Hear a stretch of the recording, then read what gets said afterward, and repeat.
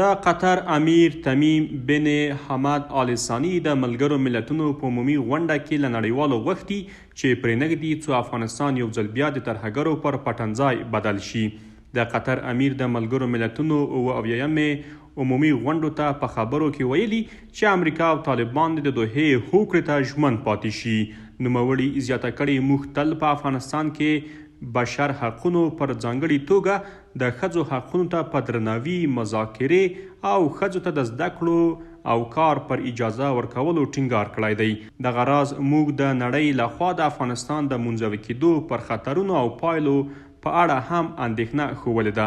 بلخوا د اسلامي امارت د ویان مرستیال بلال کریمي بیا د قطر د امیر د څرګندونو په غبرګون کې ویلي چې اوس په افغانستان کې امن راغلی او د دغه هیواد خاوره به د نړۍ د بل هیڅ هیواد پر ضد ونه کاریږي. نوموړي دغه راز ډاډ ورکړی چې په افغانستان کې هیڅ داسې بله ډله نشته چې بل کوم هیواد ته ګواښ پیښ کړي.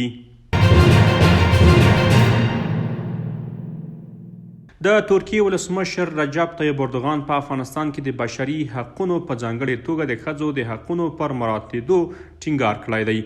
اردوغان دغه راز زیاته کړې چې موږ له خپلو افغان ورونو سره د وضعیت د ښه کېدو په برخه کې تل همکاري کوو.